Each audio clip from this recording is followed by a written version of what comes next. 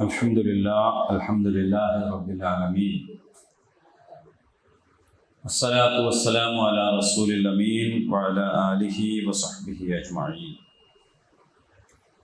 In uridu illa al-islaha mastata'tu wa ma tawfiqi illa billah alayhi tawakkaltu wa ilayhi unib. Rabbi shrah li sadri wa yassir li amri wa hlul 'uqdatam min lisani yafqahu qawli.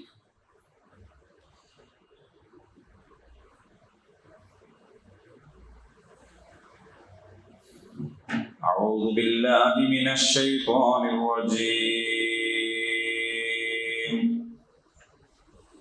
إن أولى الناس بإبراهيم للذين اتبعوه وهذا النبي والذين آمنوا والله ولي المؤمنين.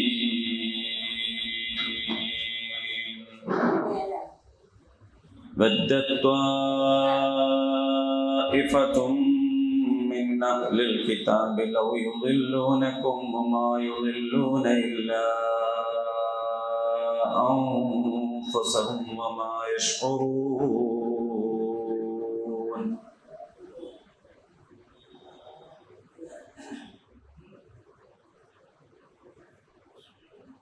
ഇതൊക്കെ സുഖം തന്നെയല്ലേ? അൽഹംദുലില്ലാഹ്. സൂറ ആലു ഇമ്രാനിലെ 67 ആയത്തുകൾ നമ്മൾ പഠിച്ചു കഴിഞ്ഞു. ഇനി 68 മുതലാണ് നമ്മൾ തുടരേണ്ടത്. 68-ാമത്തെ 69-ാമത്തെയും ആയത്തുകളാണ് ഞാനിവിടെ പാരായണം ചെയ്തിട്ടുള്ളത്. ഇന്ന ഔലന്നാസി, തീർച്ചയായിട്ടും ജനങ്ങളിൽ ഏറ്റവും അടുത്തവർ, ബി ഇബ്രാഹിം, ഇബ്രാഹിമിനോട് ഏറ്റവും അടുത്തവർ, ലല്ലദീന തബഊഹു, അദ്ദേഹത്തെ പിൻപറ്റിയ ആൾക്കാരാകുന്നു, വഹാദ നബിയും, ഈ നബിയും, വല്ലദീന ആമനൂ, വിശ്വസിച്ചവരും, വല്ലാഹു വലിയുൽ മുഅ്മിനീൻ, അല്ലാഹു വിശ്വാസികളുടെ വലിയ. വദ്ദത്, ആഗ്രഹിച്ചു, ത്വാഇഫത്തുൻ, ഒരു കൂട്ടർ, മിൻ അഹ്ലിൽ കിതാബ്, വേദക്കാരിൽ നിന്നുള്ള, ലൗ യുദില്ലൂനക്കും, നിങ്ങളെ വഴിതെറ്റിക്കാൻ കഴിഞ്ഞെങ്കിൽ എന്ന്, വമാ യുദില്ലൂന, അവർ വഴിതെറ്റിക്കുന്നില്ല, ഇല്ലാ അൻഫുസഹും, അവരെ തന്നെയല്ലാതെ, വമാ യശ്ഉറൂൻ, അവരതറിയുന്നില്ല. തീർച്ചയായും ജനങ്ങളിൽ ഇബ്രാഹിമിനോട് ഏറ്റവും അടുത്തവർ, അദ്ദേഹത്തെ പിൻപറ്റിയവരും, ഈ പ്രവാചകനും അദ്ദേഹത്തിൽ വിശ്വസിച്ചവരുമാണ്. അല്ലാഹു സത്യവിശ്വാസികളുടെ രക്ഷകനാകുന്നു. വേദക്കാരിൽ ഒരു കൂട്ടർ നിങ്ങളെ വഴിതെറ്റിക്കാൻ കഴിഞ്ഞെങ്കിലെന്ന് കൊതിക്കുന്നു. സത്യത്തിൽ അവർ അവരെ തന്നെയാണ് വഴിതെറ്റിക്കുന്നത്. പക്ഷേ അവരതറിയുന്നില്ല. വമാ യശ്ഉറൂൻ, അവരതറിയുന്നില്ല.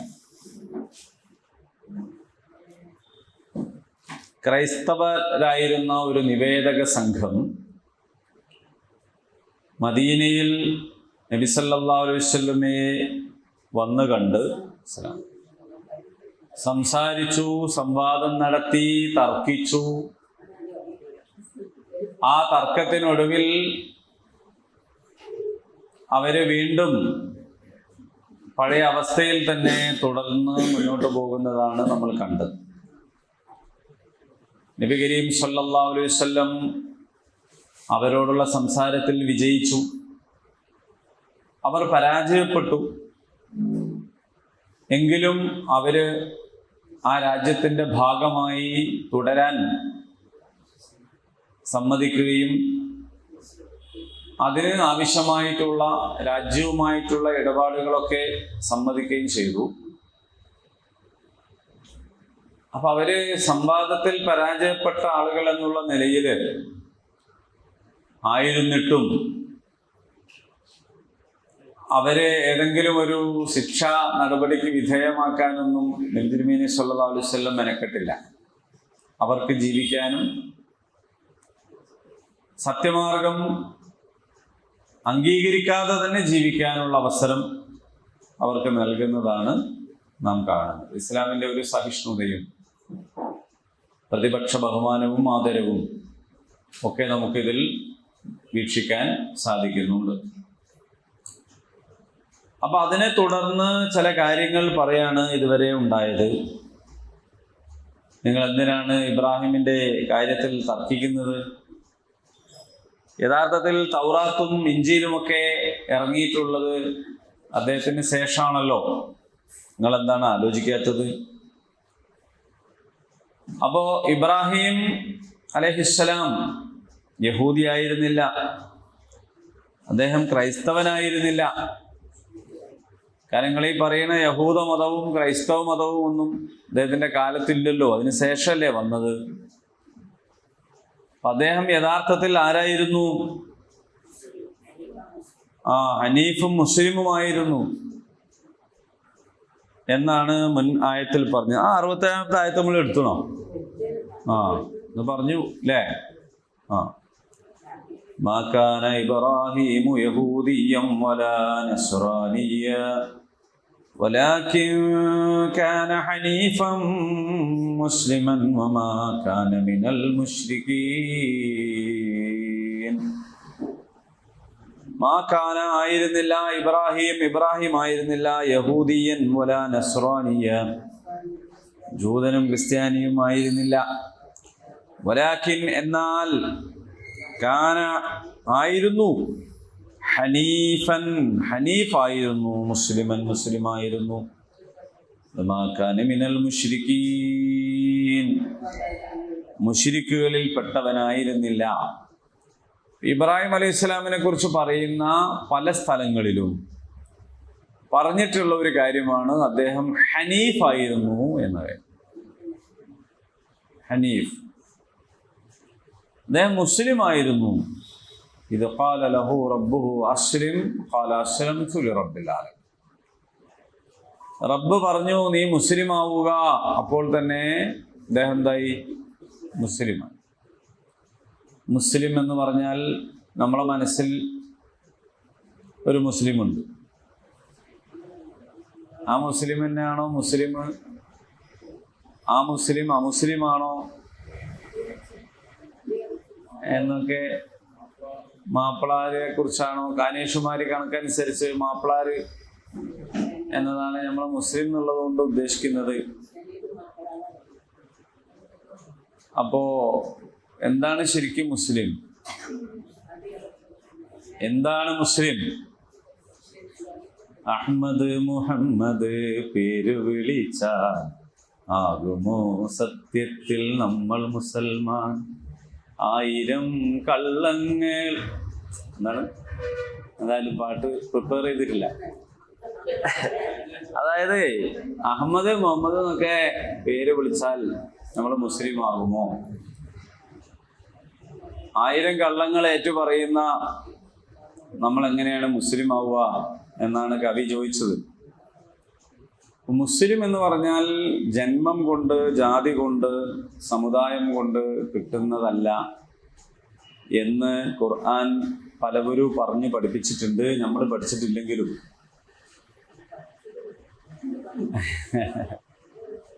പഠിപ്പിച്ചാൽ മാത്രം പോരല്ലോ, പഠിക്കുകയും വേണ്ടേ? നിങ്ങൾ നോക്കൂ, സൂറ അൽ ബഖറയിലും സൂറ ആൽ ഇംറാനിൽ നമ്മൾ ഇത്രത്തോളം പഠിച്ചെത്തിയിടത്തും അഹ്ലുൽ കിതാബിനെ കുറിച്ച് നമ്മൾ ഇത്രയും കാലം കേട്ടതും ഒക്കെ എന്താന്ന് ചോദിച്ചാൽ അവർ സമുദായം എന്നുള്ള നിലയിൽ ഊറ്റം കൊണ്ടു. അതിനെയാണല്ലോ ഖുർആൻ വിമർശിക്കുന്നത്. നമ്മളെ സമുദായം, നമ്മൾ ബനൂ ഇസ്രായേലുകൾ, ഞങ്ങൾ പിന്നെ ഉത്തമന്മാരാണ്, ഞങ്ങൾ ശ്രേഷ്ഠരാണ് എന്നൊക്കെ വിചാരിക്കുന്ന ആ ഒരു സംഗതിയാണ്. അത് വെച്ചിട്ടാണ് നമ്മൾ പിന്നെ അവര് എന്താവുന്നത്, പ്രവർത്തിച്ച്. അതാണ് ഖുർആൻ വിമർശിക്കുന്നത്. അങ്ങനെയൊന്നല്ല വേണ്ടത്.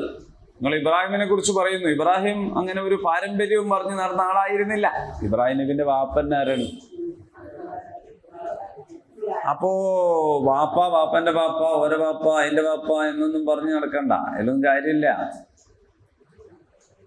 ഇബ്രാഹിം അലൈഹി സ്വലാമിനെ കുറിച്ച് നിങ്ങൾ മനസ്സിലാക്കേണ്ടത് അദ്ദേഹം ആരായിരുന്നു? മുസ്ലിമായി. അപ്പം നമ്മളുടെ ഒരു ഇസ്ലാം തന്നെ മറ്റു മതങ്ങളിൽ നിന്ന് വ്യത്യസ്തമാകുന്നത് ഈ ഒരു കാര്യത്തിലാണ്. പക്ഷെ നമ്മളും ഇന്നൊരു മതമായിട്ട് മാറുകയാണ് ചെയ്യുന്നത്. സ്വാഭാവികമാണ് കേട്ടോ, അങ്ങനെ സംഭവിക്കും. ശ്രീനാരായണീയർ, ഞാനത് പറയാൻ നിൽക്കുക, ഉദാഹരണം കറക്റ്റാണ്. ശ്രീനാരായണീയർ എന്ന് പറയുന്ന ഒരു വിഭാഗം ഉണ്ടായി, അതൊരു മതമായിട്ട് മാറിയല്ലോ. യഥാർത്ഥത്തിൽ ശ്രീനാരായണ ഗുരു എന്താണ് ചെയ്തത്? അദ്ദേഹം ജാതീയതക്കെതിരെ പണിയെടുക്കുകയാണ് ചെയ്തത്. അതേസമയത്ത് ഇന്ന് ശ്രീനാരായണീയർ എന്തായി എന്ന് ചോദിച്ചാൽ അതൊരു പ്രത്യേക ജാതിയായി. അവര് പ്രത്യേകമായ അമ്പലങ്ങളോ വിഗ്രഹങ്ങളോ ഒക്കെ ആയി. ശ്രീനാരായണ ഗുരു തന്നെയും ഒരു പ്രതിഷ്ഠയായി. നിങ്ങൾ ആലോചിച്ച് നോക്കൂ. സത്യപ്രതിജ്ഞ പേരിൽ ചെയ്തു. അതായത് കണ്ണാടി വെച്ചിട്ട് അല്ലേ, കണ്ണാടി പ്രതിഷ്ഠിച്ചതൊക്കെ സംഭവം. നമ്മൾ ശ്രീനാരായണ ഗുരു എന്ന് പറഞ്ഞാൽ ഏതോ നബിന്റെ കാലത്തുള്ള ആളൊന്നുമല്ല. നമ്മളെ കേരളത്തിൽ എത്തും വായനയും തുടങ്ങിയ ശേഷം ജീവിച്ച മനുഷ്യനല്ലേ. അപ്പോ അതുപോലും അങ്ങനെയായി മാറി. അപ്പൊ പിന്നെ എന്ത് പറയാനാണ്? 1400 വർഷങ്ങൾക്ക് മുമ്പ് റസൂലുള്ളാഹി സ്വല്ലല്ലാഹു അലൈഹി വസല്ലം പഠിപ്പിച്ച നമ്മളെ ദീന് നമ്മളിപ്പോൾ കൊണ്ടു നടക്കുന്ന ഒരു സമുദായമായി എന്നതാണ് പ്രശ്നം. ഇപ്പോൾ ഒരു ഹൈന്ദവൻ ഹിന്ദു ആകണമെങ്കിൽ, ഹിന്ദു എന്ന് പറഞ്ഞൊന്നും ഇല്ല എന്നാണ് ഓലെന്നെ പറയുന്നത്. ഹിന്ദു മതം എന്ന് പറഞ്ഞൊരു മതമല്ല എന്നാണ്. അതൊരു ജീവിത രീതിയാണ്. അതിൽ പലതും ഉണ്ടാവും. അതിൽ ദൈവവിശ്വാസികളും ഉണ്ടാവും, ദൈവവിശ്വാസികളല്ലാത്തവരും ഉണ്ടാവും എന്നൊക്കെയാണ് അവർ പറയുന്നത്. അതിൽ അമ്പലത്തിൽ പോകുന്നവരുണ്ടാകും, പോകാത്തവരുണ്ടാകും. അതിലെല്ലാത്തിനും ഒക്കെ സാധ്യതയുള്ള ഒരു അങ്ങനത്തെ ഒരു വളരെ ഫ്ലെക്സിബിൾ ആയിട്ടുള്ള ഒരു സംഗതിയാണ്. ഇപ്പൊ നമ്മൾ പറയുകയാണെങ്കിൽ ഒരാൾ നായരാവണമെങ്കിൽ നായരുടെ മകനായാൽ മതി, തീയനാവണമെങ്കിൽ തീയന്റെ മകനായാൽ മതി, നമ്പൂരിയാവണമെങ്കിൽ നമ്പൂരിന്റെ മോനായാൽ മതി. ശരിക്കും ഒരാൾക്ക് ഹിന്ദു മതവിശ്വാസി ആയി അങ്ങോട്ട് കൺവേർട്ട് ചെയ്യാൻ കഴിയില്ല, ശരിക്കും കഴിയില്ല. എന്താ കാരണം എന്ന് വെച്ചാൽ എങ്ങോട്ടാ മാറുക? ഒരു മുസ്ലിം ഹിന്ദു ആവണമെങ്കിൽ എന്താവുക? ഹിന്ദു എന്ന് പറയുമ്പോൾ അതൊരു ജാതി വ്യവസ്ഥയുടെ ഒരു സംഗതിയാണ്. ഒരു മുസ്ലിം ഹിന്ദു ആവണമെങ്കിൽ അവൻ എന്താണാകുക? നായരാവാൻ കഴിയുമോ? തീയനാവാൻ പറ്റുമോ? എന്താ കഴിയാ? നരസിംഹൻ എന്താ ആയത്? നരനുമല്ല സിംഹവുമല്ല. അപ്പൊ നരസിംഹൻ എന്ന് പറയുമ്പോൾ ഞാൻ പറയുന്നത് എന്താന്ന് വെച്ചാൽ അതൊരു പരിമിതിയായിട്ടല്ല ഞാൻ പറയേണ്ടത്, അവരുടെ ഒരു പ്രത്യേകതയാണത്. അത് കാരണം എന്ന് പറഞ്ഞാൽ ഒരു ജാതി ശൃംഖലയാണ്, ശ്രേണിയാണ്. അതിൽ ഉയർന്നവനും താഴ്ന്നവനും ഒക്കെ ആയിട്ടുള്ള ചാതുർവർണ്ണയും കാര്യങ്ങളൊക്കെയാണ്. അപ്പൊ ഇവിടെ നിന്ന് ഒരാൾ അങ്ങോട്ട് പോയാൽ എന്താണ് ആവാൻ കഴിയുക? ഒന്നും ആവാത്ത ഒരു ജാതി ആവേണ്ടി വരില്ലേ? അങ്ങനെ ഒരു ജാതി അതിലില്ലതാണ്. ഉയർന്ന ജാതി ആവാൻ കഴിയില്ല, അതിനവർ സമ്മതിക്കൂല.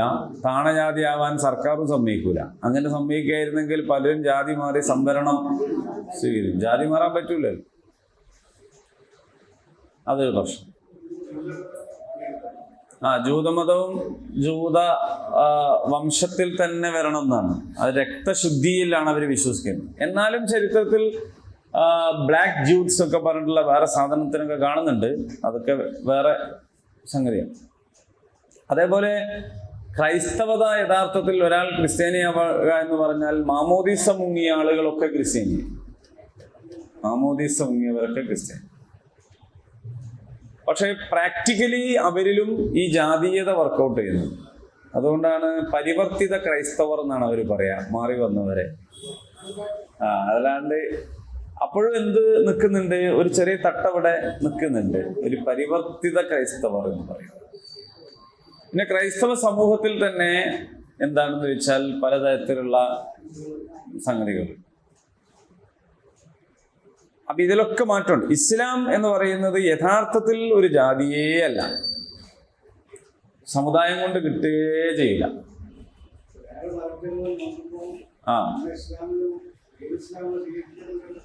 ഇല്ല, ഒരു പ്രശ്നമില്ല.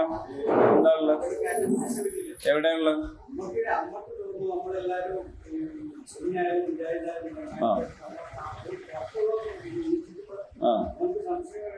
അല്ല, ഒരാൾക്ക് സംശയം തോന്നാം.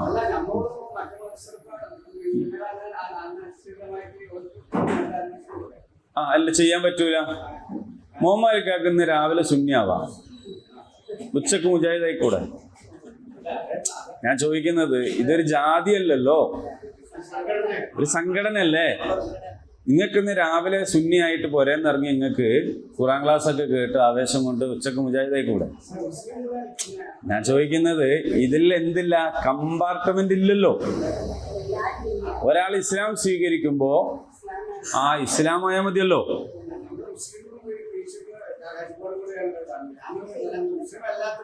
മുസ്ലിം അല്ലാത്തവനോട് നമ്മൾ പറഞ്ഞു കൊടുക്കണം, ഇതിൽ ജാതി ഇല്ലല്ലോ.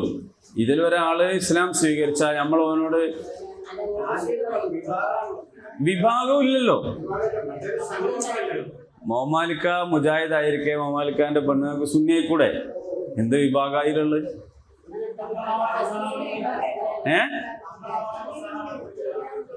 ആവണ്ടല്ലോ, അതാവണമെന്ന് എന്താ അപ്പത്തില്? ഇല്ല, ജാതീയത ഇതിലില്ലല്ലോ. ഇസ്ലാമിന്റെ, ഞാൻ ചോദിക്കാം, നമുക്ക് ക്ലിയർ ആക്കി പോവാം. ഇസ്ലാമിന്റെ അനന്തരാവകാശ നിയമം ഓഹരി വെക്കുന്നതിൽ ഒസാന് വേറെ ഉണ്ടോ? പൂസലാന് വേറുണ്ടോ? എവിടെയുള്ളത്? ഖബർസ്ഥാന് ഒസാന് വേറുണ്ടോ? ഇല്ല. നിക്കാഹ് കഴിക്കുമ്പോ ശരിയാവൂലേ? ഒസാന് വേറുണ്ടോ? പണ്ടുള്ള ആളുകൾ കല്യാണം കഴിക്കും, ഞാൻ പറയാം പക്ഷേ, പണ്ടുള്ള ആൾക്കാർ കല്യാണം കഴിക്കുമ്പോ ഇതൊക്കെ നോക്കിയിരുന്നു. പലരും നോക്കാത്തവരും ഉണ്ടായിരുന്നു. നോക്കാത്തവരെ ഞാൻ തന്നെ നിക്കാഹ് നടത്തി കൊടുത്തതുണ്ട്. നോക്കിയവരും ഞാൻ തന്നെ നോക്കിയിരുന്നു. അപ്പൊ ഈ ജാതീയത നോക്കിയിരുന്ന ആളുകൾ പണ്ടെന്നെ ഉണ്ടായിരുന്നു. അത് ജാതീയതല്ല, അത് നമ്മളുടെ നാട്ടിൽ നിലനിൽക്കുന്ന ഒരു വേണ്ടാത്തവരാണ്. അതിപ്പോ സമ്പത്ത് നോക്കിയിട്ട് കല്യാണം കഴിച്ചു. ഒരു 10-20 കൊല്ലം മുമ്പ്, 20 കൊല്ലം മാത്രം മുമ്പ്, ഒരു പെൺകുട്ടിന്റെ വാപ്പ എന്ന് പറഞ്ഞാൽ ബേജാറായി നടക്കണ ഒരു കാക്കയായിരുന്നു. എൻ്റെ മോളെ കെട്ടിക്കണല്ലോ. ഇന്ന് പെൺകുട്ടിന്റെ വാപ്പക്ക് ഭയങ്കരമായ സീറ്റും കസേരമേൽ വിരിയൊക്കെ ഇട്ട് കൊടുക്കും. കാരണം ഒരു പെൺകുട്ടിന്റെ വാപ്പയാണ്. അയാളെ എങ്ങനെയെങ്കിലും നല്ല ആൾക്ക് വരികയിൽ നിർത്തിയാലേ ഒരു പെണ്ണിനെ കിട്ടുള്ളൂ എന്നായി മാറിയില്ലേ? അതൊക്കെ ഒരു സാമൂഹ്യ സാഹചര്യമാണ്, ജാതിയല്ല. മാഷ് പറയും. അങ്ങനെ അതെ.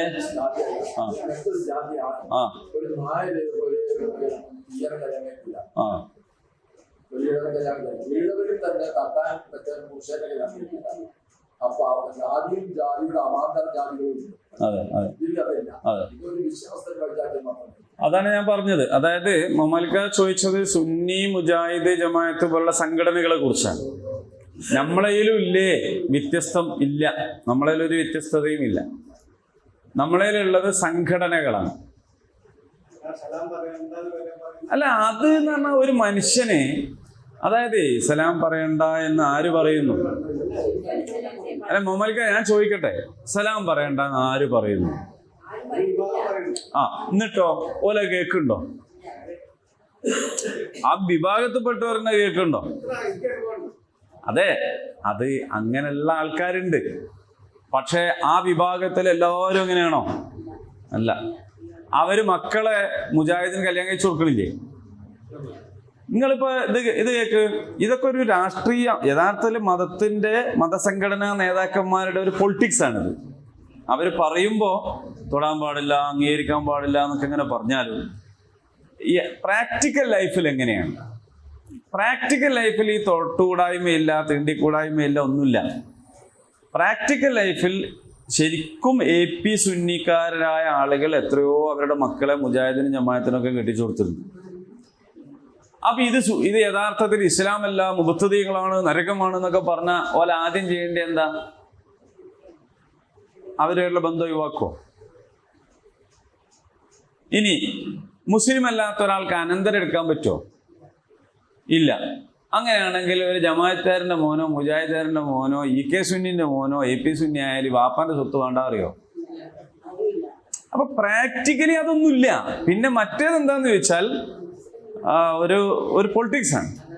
ആ പൊളിറ്റിക്സ് ആണ് എന്നത് ഇവിടുത്തെ സാമാന്യ ജനത്തിനും അറിയുന്നത് കൊണ്ടാണ് സംഘടനാപരമായ ഭയങ്കര സ്ട്രോങ് ഒന്നും ഇല്ലാത്ത സാധാരണ ആൾക്കാർ അവർ പറഞ്ഞു തന്നെ കേൾക്കാത്തത്. അവർ പറഞ്ഞതെന്ന് പറഞ്ഞാൽ കല്യാണത്തിന് പോകരുത്, അടുക്കരുത്, സലാം പറയരുത് എന്നൊക്കെ പറയണത് എല്ലാവരും കേൾക്കണില്ല. ചില ആളുകൾ സംഘടനാപരമായ ഭയങ്കര സംഭവത്തിൽ നിൽക്കുന്നവരുണ്ടാവും. ഓല് നിങ്ങൾ സലാം പറഞ്ഞാൽ മടക്കൂല എന്ന് മാത്രമേ ഉള്ളൂ. അത് തന്നെ ഓല് നിങ്ങൾ സലാം പറഞ്ഞാലാ മടക്കാത്തത്. ഒരു സാക്ഷാൽ സലഫിയായ അറബി മർക്കസിൽ ഒന്ന് സലാം പറഞ്ഞാൽ അവർ മടക്കും, കെട്ടിപ്പിടിക്കും, ഉമ്മ വെക്കും. കാരണം ഓരോരുത്തും പൈസ ഇട്ടണം. മനസ്സിലായില്ലേ? അപ്പൊ അത് പൊളിറ്റിക്സാണ്.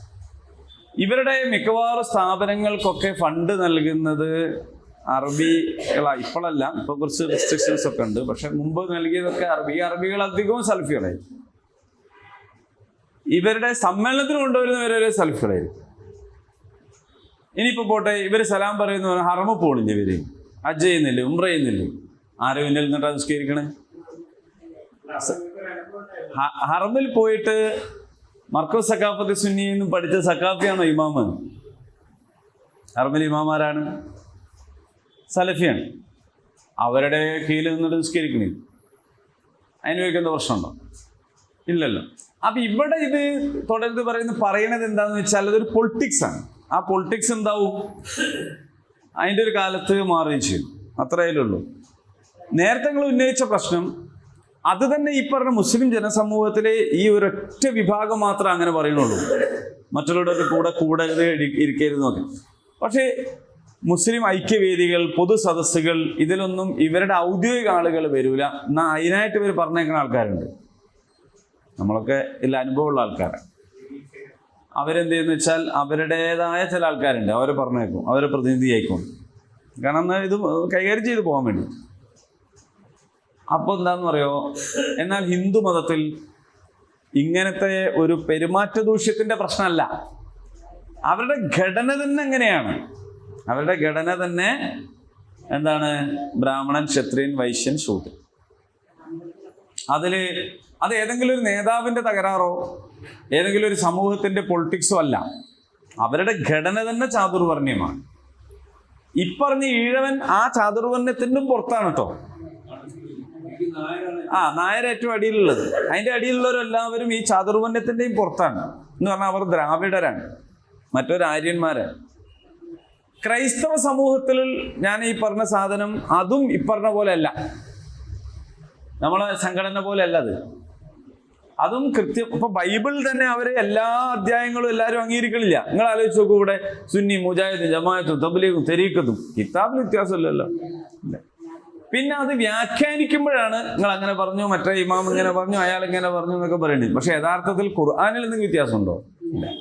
പിന്നെ നമ്മൾ സംഘടനകൾ തമ്മിൽ പറയുന്നത് തന്നെ എന്താണ്? ഖുർആനിൽ ഇങ്ങനെയാണ് ഉള്ളത്, അല്ല അങ്ങനെയാണ് ഉള്ളത്. അപ്പോഴും പ്രമാണം ഏതാണ്? ഖുർആൻ. പക്ഷേ അവർക്ക് ബൈബിളിന് വ്യത്യാസം.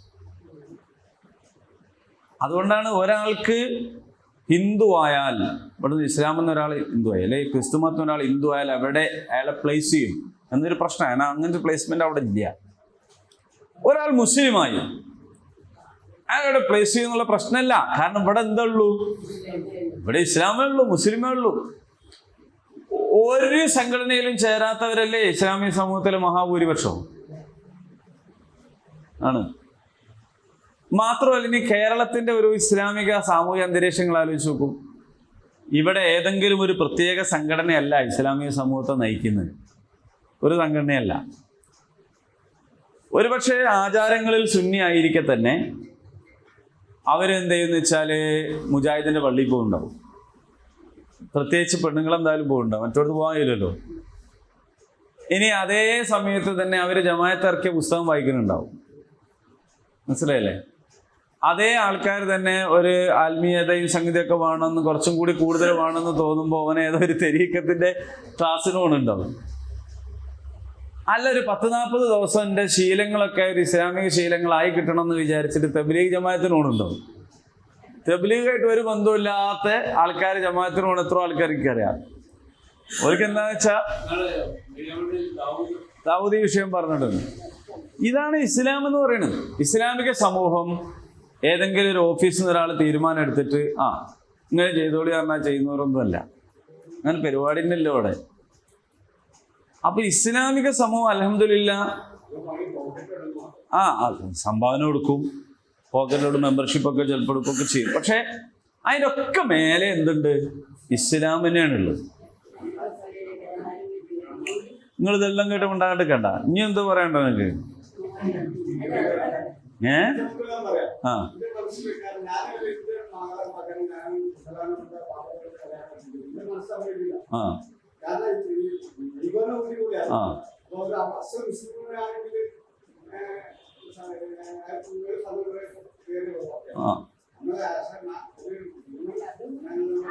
അല്ല, അതെ, ഓക്കെ. അതാരെ പ്രശ്ന? അത് പോണില്ല. അത് ആരെ പ്രശ്ന? അത് നമ്മളെ പ്രശ്നമാണോ ഇസ്ലാമിന്റെ പ്രശ്നമാണോ? അല്ല, നിങ്ങളെ മനസ്സൊന്നും പോണില്ല എന്ന് പറഞ്ഞത് ഈഗോ ആണ്. ആ ഈഗോ ആരതാണ്? ഈഗോ വന്നത് എങ്ങനെയാന്ന് വെച്ചാൽ ചില ആൾക്കാർ പറയും, അടുക്ക് ഈഗോ മാത്രമല്ലോ, നമ്മളിൽ പല ആളുകൾക്കും പല പ്രകൃതവും ഇല്ലേ. ആ പ്രകൃതമൊക്കെ ഉണ്ടായിരിക്കെ തന്നെ അയാൾ മുസ്ലിമും ഇസ്ലാമും ഒക്കെ ആയിരിക്കും. ആ പ്രകൃതത്തിൽ ഇപ്പൊ നിങ്ങളിപ്പോ ഒരു കേസ് സ്റ്റഡി എന്നുള്ളവർക്ക് പറയാണ്, നിങ്ങളെ തന്നെ സ്വഭാവം ആയിക്കൊള്ളണമെന്നില്ല. അങ്ങനെ ഒരാളുടെ മനസ്സിൽ ഒരു ഒസാനിന്റെ മോളെ ഞാൻ കെട്ടിച്ചു കൊടുക്കൂല എന്ന്, അത് ആരെ പ്രശ്നമാണ്? അതാ വിചാരിക്കുന്ന ആളുടെ പ്രശ്നം. ഇസ്ലാമിന് അങ്ങനെ പ്രശ്നമുണ്ടോ? കെട്ടിച്ചു കൊടുക്കരുതെന്നുണ്ടോ? ഇല്ല. അല്ല, നടന്നു വരുന്നുണ്ട് എന്ന് പറഞ്ഞാൽ ഇസ്ലാമിന് അങ്ങനെ ഉണ്ടോ എന്ന് എൻ്റെ ചോദ്യം. ഇത് രണ്ടും തമ്മിൽ വ്യത്യാസമുണ്ട് മൊമൽസവേ. ഇസ്ലാമിന് അങ്ങനെ ഉണ്ടോ കെട്ടിച്ചു കൊടുക്കരുതെന്നുണ്ടോ? മൊമാൽക്ക പറയട്ടെ, ഇസ്ലാമിന് അങ്ങനെ ഉണ്ടോ? ഇല്ല. എന്നാ മറ്റേ തിയറിറ്റിക്കലി ഉണ്ട്. തമ്മിൽ വ്യത്യാസം മനസ്സിലായോ? പാടില്ല. അത് തിയറിറ്റിക്കലി തന്നെ അവരിൽ എന്തുണ്ട്? ഇതുണ്ട്. ഇതില് തിയറിറ്റിക്കലി ഇല്ല, ഇപ്പൊ പ്രാക്ടിക്കലും ഇല്ല. ഇപ്പോ അങ്ങനെയുള്ള സംഗതികളൊക്കെ തേഞ്ഞു മാഞ്ഞ് എന്താ പറയാ, അങ്ങനത്തെ വിഷയങ്ങളൊന്നും ഇല്ലാതാവുന്നു. നിങ്ങൾ തേഞ്ഞു മാഞ്ഞ് ഇല്ലാതാകുന്നില്ല എന്ന് പറഞ്ഞാൽ കുടിയന്മാരില്ലേ ഇസ്ലാമില്? ഇപ്പോഴുണ്ട് എന്ന് വെച്ചാൽ ഇസ്ലാമിലും ഉണ്ട് കൂടി, അങ്ങനെ പറയാൻ പറ്റുമോ? സാക്ഷാൽ മുസ്ലിമായ ആൾക്കാർ MDMA കേസിൽ പിടിക്കുകയും ചെയ്യും. അപ്പോ അതുകൊണ്ട് ഇല്ല എന്ന് പറയാൻ പറ്റുമോ? നമ്മളിപ്പോ മഹല്ലുകൾ തോറും നമ്മൾ മഹല്ലുകളിലൊക്കെ പരമാവധി ഉത്ബോധനം നടത്തുന്നു, ഖുതുബ നടത്തുന്നു, ഒക്കെ ചെയ്യുന്നു. എന്നിട്ടും കുറ്റവാളികളില്ലേ? ഇല്ലേ? നിങ്ങൾ പറയുന്നത് ഈ കുറ്റവാളികളുടെ പ്രശ്നമല്ല, ഒരു ശീലത്തിന്റെ പ്രശ്നമാണെങ്കിൽ നമ്മളെ ഈ അടുത്ത കാലം വരെ സ്ത്രീധനം ഇല്ലായിരുന്നോ? നമ്മൾ എത്ര വയത് പറഞ്ഞു, എത്ര ഖുതുബ നടത്തി അല്ലേ? അപ്പോഴും ഇതെല്ലാം പറയുമ്പോഴും സ്ത്രീധനം ഉണ്ടായിരുന്നു. ഇപ്പൊ അതില്ലാണ്ടായത് അൽഹംദുലില്ലാഹ് ഒരു നേട്ടം തന്നെയാണ്. എന്തോ ആയിക്കോട്ടെ, ഇന്നിപ്പോ സ്ത്രീധനം എന്ന ഏർപ്പാട് ഇല്ല എന്ന് തന്നെ പറയാം. കാരണം അങ്ങോട്ട് പൈസ കൊടുക്കാൻ തന്നെ പെണ്ണിന് കിട്ടാനില്ല. എന്നിട്ടാണോ പെണ്ണിനെയും വേണം ലക്ഷവും വേണം എന്ന് പറഞ്ഞാല് പറഞ്ഞതന്നെ ഓർമ്മ ഉണ്ടാവുള്ളൂ. മാറി. ഇനി എനിക്ക് തോന്നുന്നത് കുറച്ചുകൂടി കഴിയുമ്പോഴേക്ക് നമ്മൾ ഗൾഫിൽ പോയി എന്ന ആൾക്കാർ പറയുന്നുണ്ട്, അറബികളൊക്കെ പെണ്ണിനെ കിട്ടാൻ വേണ്ടിയിട്ട് കഷ്ടപ്പെടലാണ്. മഹർ അങ്ങോട്ട് ഓള് പറയണ മഹർ കൊടുക്കേണ്ടി വരും, അത് എൻ്റെ അടുത്ത് ഉണ്ടാവില്ല. അങ്ങനെ അതിലേക്കാണ് ഇപ്പൊ കാര്യങ്ങള് പോണെന്നാ തോന്നുന്നു നമ്മളെ നാട്ടിൽ. ഞാൻ പറഞ്ഞു വന്നത്, ജാതീയത അസില് തന്നെ ഇസ്ലാമിലില്ല. ഇസ്ലാമിൽ ജാതീയത ഇല്ല എന്ന് പറഞ്ഞാൽ ഇസ്ലാമിലേക്ക് കടന്നു വന്ന നമ്മുടെ നാട്ടിലെ ആളുകള് അവര് കടന്നു വരുമ്പോ അവരുടേതായ ചില ശീലങ്ങൾ കൂടി ഇങ്ങോട്ട് കൊണ്ടുവന്നിട്ടുണ്ട്. അതിൽപ്പെട്ടതാണ് ഈ പറഞ്ഞ ജാതി സംഗതികളൊക്കെ. ഏത് പൂസലാം എന്ന് പറഞ്ഞാൽ എന്താണ്? പുതിയ ഇസ്ലാം എന്നാണ്. അതാണ് പൂസലാന്. പുതിയതായിട്ട് ഇസ്ലാം സ്വീകരിച്ചവർ പൂസലാൻ തീരപ്രദേശത്താണ് അവർ ധാരാളമായി കണ്ടുവരുന്നത്. അതുകൊണ്ട് മുക്കുവൻ എന്ന് പറയുന്നതിന് സമാനമായി ഇതിലൊരു പൂസലാൻ ഉണ്ട് എന്നെന്ത് ചെയ്തു നമ്മളങ്ങ് വിചാരിച്ചതാണ്. യഥാർത്ഥത്തിൽ അങ്ങനെയില്ല. ഇപ്പൊ നിങ്ങൾ കോഴിക്കോട് കടപ്പുറത്ത് പോയി നോക്കൂ, അവിടെ മത്സ്യബന്ധനം നടത്തുന്ന ആൾക്കാരും അവരെ മക്കളെ അവർ മാത്രമാണോ കല്യാണം കഴിക്കുന്നത്? അവർ അങ്ങനെ ഉണ്ടോ? ഇല്ല. പിന്നെ ഈ പറഞ്ഞ ഒസാൻ എന്ന് പറയുന്ന ഒരു സംഗതി ബാർബർമാരൊക്കെയാണ് പറയണത്. ഈ ഒരാൾ ബാർബർ പണി പഠിച്ചിട്ടേ കഴിച്ചാലേ എന്നുള്ളതാണ് ഇപ്പോൾ ഉള്ളത്. കാരണം എന്ന് പറഞ്ഞാല് അവരുടെ ലൈഫ് സ്റ്റൈലും അവരുടെ സംഗതി ഒക്കെ മാറി.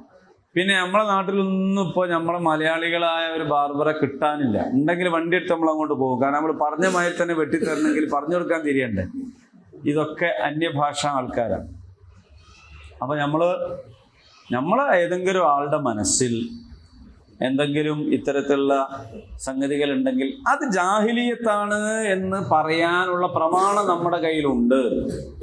അതേ സമയത്ത് മറ്റ് സമൂഹങ്ങൾ ജാതീയ സമൂഹങ്ങളാണ്. അവരുടെ തിയറി തന്നെ എന്താണ്? ജാതിയാണ്. അവർക്ക് അതിൽ മാറാൻ കഴിയില്ല. ഇപ്പോഴും അയിത്തം ആചരിക്കുന്ന ആളുകൾ ധാരാളം ഉണ്ട് മാത്രമല്ല, ഇപ്പോഴും നമ്മുടെ നാട്ടിലൊക്കെ തന്നെ എന്തെല്ലാം പറഞ്ഞാലും അവസാനം പറയും, ദേശം പറയും നമ്മുടെ പഴഞ്ചൊല്ലുകളിലൊക്കെ അതുണ്ടായിരുന്നു. പിന്നെ അതൊക്കെ നിയമ നടപടിയിലൂടെ കേസിലൂടെ ഒക്കെ കുറെ ഇല്ലാണ്ടാക്കി കൊണ്ടുപോയതാണ് കുറെ സംഗതികളൊക്കെ. എന്നാലും അവസാനം എന്ത് പറയുന്ന പറഞ്ഞാൽ ഒന്നല്ല, ഓനൊരു നായരാട്ടോ, ഓൻ തറവാടിത്തുള്ളൊരു നായരാണ് എന്ന് സിനിമയിൽ വരെ ഡയലോഗ് പറയുന്നുണ്ട്. അതെന്താ കാര്യം എന്ന് വെച്ചാൽ അവരുടെ ഒരു അപ്രമാദിത്യമാണ്. പക്ഷെ നായർ പറഞ്ഞ പോലെ ജാതി ശ്രേണിയിൽ ചാതുർവർണ്ണയത്തിൽ ഏറ്റവും താഴെയാണെന്നുള്ളത് അതറിയുന്നവർക്കേ അറിയുള്ളൂ. മറ്റുള്ളവർ അത്ര ഇല്ലാത്തത് കൊണ്ടാണ് അവർ മുന്തിയ ആൾക്കാരായിട്ട് നിൽക്കുന്നത്. ഇബ്രാഹിം അലൈഹിസ്സലാമാണ് നമ്മളെ വിഷയം. ഇബ്രാഹിം അലൈഹിസ്സലാം മുസ്ലിമായിരുന്നു. നിങ്ങൾ ഈ പറഞ്ഞ ജാതി ഒന്നും ആയിരുന്നില്ല. അപ്പൊ മുസ്ലിം ആകുന്നത് എങ്ങനെയാണ് എന്ന് ചോദിച്ചാൽ മുസ്ലിമിന്റെ മോനായതുകൊണ്ടല്ല. മുസ്ലിമിന്റെ മോനായതുകൊണ്ട് മുസ്ലിം ആകുമായിരുന്നെങ്കിൽ നോഹ് നബിന്റെ മോൻ മുസ്ലിം ആകണ്ടേ?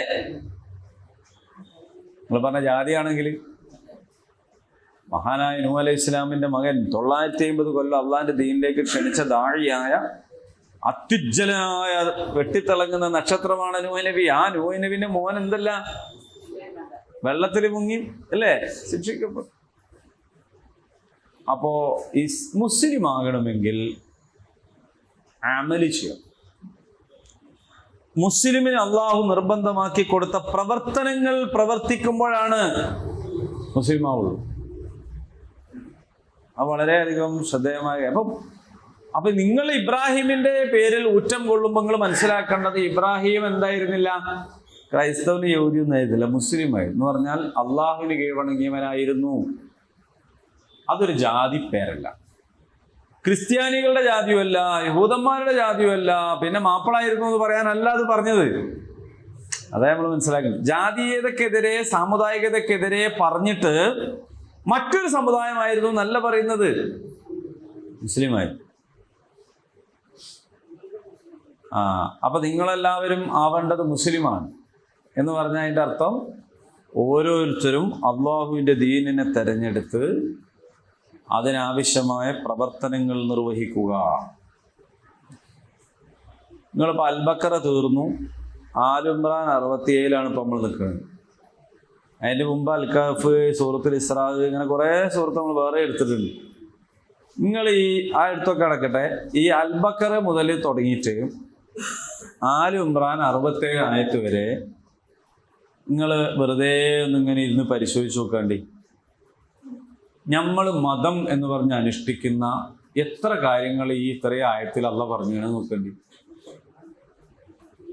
നമ്മൾ സാധാരണ മതം എന്ന് പറയാ നിസ്കാരം, നോമ്പ്, സക്കാത്തിന്റെ ഒരു ഭാഗം, പിന്നെ ദിക്റ്, ദുആ, ഉംറ, ഹജ്ജ് കുട്ടികളുടെ അത്രയാണ്. അതിനെപ്പറ്റി ഇതിൽ എത്ര ആയത്ത് പറഞ്ഞു നോക്കണേ. നമ്മൾ മതമായിട്ട് അനുഷ്ഠിക്കുന്ന കാര്യങ്ങൾ മാത്രം മാറ്റിവെച്ച് ബാക്കിയുള്ളത് മായ്ച്ചു കഴിഞ്ഞാൽ ഞമ്മക്കൊക്കെ ഹാഫിളാണ്. നമ്മളാ പോയി കണ്ട കുട്ടിക്ക് മാത്രമല്ല ഹാഫിളാവാൻ പറ്റും, നമുക്കൊക്കെ ഹാഫിളാണ്. കാരണം എന്താ അറിയോ, തിരികെ ഉണ്ടാവും. കുത്തിബാലേക്കും സിയാം അല്ലെ. പിന്നെ അജ്ജിനെ പറ്റിയുള്ള ഒരായത്ത് അങ്ങനെ കൂടി കഴിഞ്ഞു. അപ്പൊ അല്ലാഹു തആല ഖുർആനിൽ ഇത്രയും ആയത്തിൽ പറഞ്ഞ സാധനങ്ങൾ എന്താണ്? അപ്പൊ നിങ്ങൾ ഉത്തരമൊന്നും പറയണ്ട. നിങ്ങൾ എഴുതി കൊണ്ടുവന്ന ലേഖനങ്ങളൊക്കെ എൻ്റെ അടുത്തുണ്ട്. അതിൽ ഫസ്റ്റും സെക്കൻഡും തേർഡൊക്കെ കിട്ടിയിരിക്കുന്നു. അതിപ്പോൾ പ്രഖ്യാപിക്കൂല. എന്താ കാരണം എന്ന് വെച്ചാൽ ഫസ്റ്റ് സെക്കൻഡ് തേർഡ് സമ്മാനം ഇവിടുന്ന് സ്പോൺസർ ചെയ്യണം. അപ്പോൾ ആരാ ഫസ്റ്റ് കിട്ടിയെന്ന് അറിഞ്ഞിട്ട് സ്പോൺസർ ചെയ്താൽ ബുദ്ധിമുട്ടാണ്. അതുകൊണ്ട് ആദ്യം സ്പോൺസർ ചെയ്യണം, എന്നിട്ട് ആ സമ്മാനം വാങ്ങിക്കൊണ്ടുവന്നിട്ട് അടുത്ത ക്ലാസ്സിൽ പ്രഖ്യാപിക്കലും സമ്മാനം കൊടുക്കും. ഇതാണ് തീരുമാനം. അപ്പോൾ 25-ാം തീയതി പിന്നെ കമ്മിറ്റി പ്രസിഡന്റ് ആണെങ്കിലും ഈ പിന്നെ വോട്ട് പോകാനൊക്കെ ഉള്ള ലീഡർ അല്ലേ, വോട്ട് പോകാനൊക്കെ ഉള്ള ലീഡർ ആരാണ്? അപ്പൊ അങ്ങനെയുള്ളവർ ചെയ്യേണ്ടി വരും ചിലപ്പോൾ അത്. അപ്പൊ എന്താന്ന് വെച്ചാല് സമ്മാനം ഇവിടെ ഇങ്ങനെ 1, 2, 3 ഇങ്ങനെ കൊണ്ടുവയ്ക്കും. എന്നിട്ട് അപ്പൊ ഇങ്ങനെ അതിനോട് ആകാംക്ഷയോടുകൂടി നോക്കി നിൽക്കുമ്പോ പ്രഖ്യാപിക്കും. അപ്പൊ അത് അടുത്ത ആഴ്ച 25-ാം തീയതിയാണ്. അപ്പൊ അതിന് മുമ്പ് സമ്മാനങ്ങൾ വാങ്ങി പൊതിഞ്ഞ് റെഡിയാക്കി കൊണ്ടുവയ്ക്കണം. പൊതിയുന്നതായിക്കോട്ടെ, അല്ലാത്തതുണ്ട്.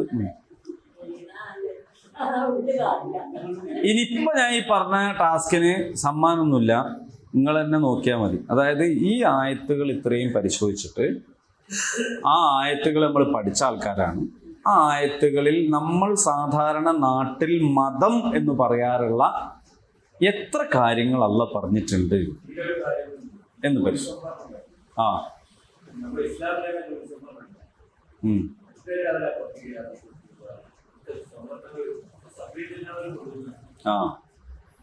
അപ്പൊ നിങ്ങളൊന്ന് പരിശോധിച്ച് നോക്കാം ഇൻഷാ അല്ലാഹ്. അപ്പൊ ഇബ്രാഹിം അലൈഹിസ്സലാം ഇന്ന ഇബ്രാഹിമ കാന ഉമ്മത്തൻ ഖാനിതൻ ലില്ലാഹി ഹനീഫ എന്ന് ഖുർആൻ വേറെ സ്ഥലത്ത് പറഞ്ഞിട്ടുണ്ട്.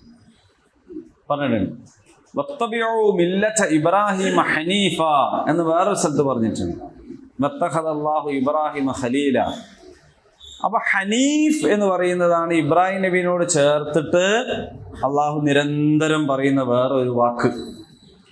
നമ്മളും ആ വാക്ക് ഏറ്റു പറയാറുണ്ട്. നിസ്കരിക്കുമ്പോൾ ഹനീഫൻ മുസ്ലിമൻ എന്ന് പറയാറുണ്ട്. പടച്ചോനെ അത് ഇബ്രാഹിം നബിയാണ് എന്നല്ല പറയുന്നത്, നമ്മളാണ് എന്നാണ് പറയുന്നത്.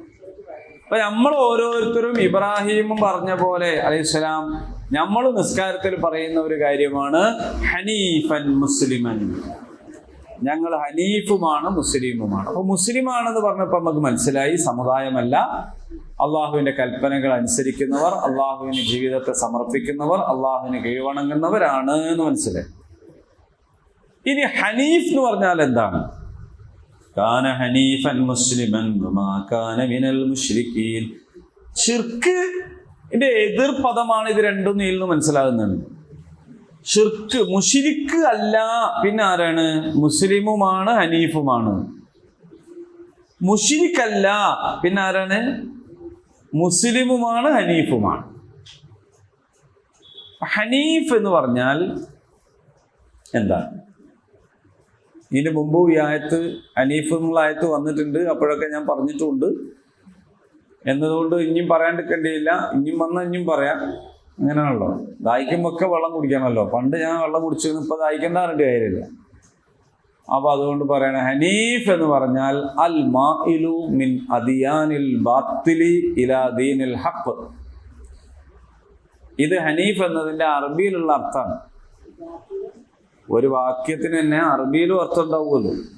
അൽ മാഇലു, മാഇൽ. മാഇൽ എന്ന് പറഞ്ഞാൽ ചാഞ്ഞവൻ, ചെരിഞ്ഞവൻ എന്നൊക്കെയാണ് മാഇൽ എന്ന് പറഞ്ഞാൽ. ചാഞ്ഞവൻ, ചെരിഞ്ഞവൻ.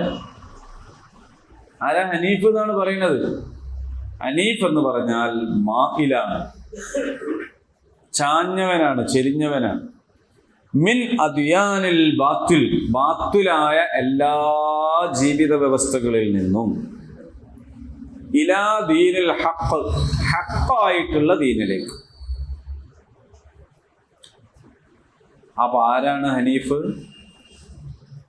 നിഷ്പക്ഷനല്ല ഹനീഫ്. ആരാണ് ഹനീഫ്?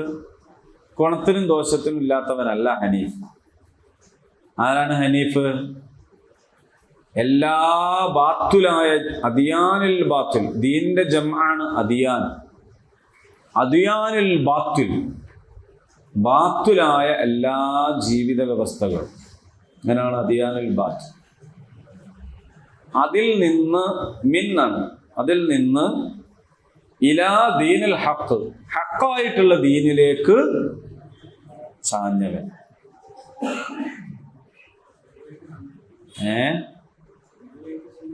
ഇങ്ങനെ അതായത് അള്ളാഹുവിന്റെ ദുനിയാവില് പല ജാതി സാധനം ഉണ്ടാവും. ആ സാധനങ്ങൾക്കൊക്കെ ആ സാധനങ്ങളായി തന്നെ നിലനിൽക്കാനുള്ള സാഹചര്യം ഉണ്ടാവും. പലതരം ജീവിത കാഴ്ചപ്പാടുകളും ജീവിത ദർശനവും ഒക്കെ ഉണ്ടാവും. ആ ജീവിത കാഴ്ചപ്പാടുകളെ പ്രചരിപ്പിക്കാനും അതിലേക്ക് പോകാനും ഒക്കെയുള്ള സ്വാതന്ത്ര്യവും ഉണ്ടാവും. എന്നാൽ എല്ലാ തരം ജീവിത കാഴ്ചപ്പാടിൽ നിന്നും മാറിയിട്ട് അള്ളാഹുവിൻ്റെതായ ദീനിലേക്ക് ചാഞ്ഞവനെയാണ് ഹനീഫ് എന്ന് പറയുന്നത്. അപ്പോ മുസ്ലിം എന്ന് പറയുമ്പോൾ നമുക്ക് എല്ലാവർക്കും മനസ്സിലായി അള്ളാഹുവിനെ അനുസരിക്കുന്നത്. പക്ഷെ അള്ളാഹുവിനെ അനുസരിക്കുന്നു, മറ്റു ജീവിത പദ്ധതികളിലെയും ഭാഗവാക്കാകുന്നു എന്ന് പറയാൻ പറ്റൂല. കാരണം ഹനീഫും കൂടിയാണ്. അപ്പൊ മറ്റു ജീവിത പദ്ധതികളിൽ നിന്ന് അതിനൊക്കെ കൈയൊഴിയണം, എന്നിട്ട് ഇസ്ലാം ദീനാകുന്ന ജീവിത പദ്ധതിയിലേക്ക് ചാഞ്ഞു നിൽക്കണം. ഇങ്ങനെയുള്ളവനാണ് ഹനീഫ് എന്ന് പറയുന്നത്. ഇബ്രാഹിം ഹനീഫ, ഇബ്രാഹിം ഹനീഫായ. വത്തബിഊ, നിങ്ങൾ പിൻപറ്റുക, മില്ലത്ത ഇബ്രാഹിമ ഹനീഫ, ഹനീഫായ ഇബ്രാഹിമിന്റെ മില്ലത്തിനെ നിങ്ങൾ പിൻപറ്റുക. അപ്പോൾ ഹനീഫായ ഇബ്രാഹിമിന്റെ മില്ലത്തിനെയാണ് പിൻപറ്റേണ്ടത്.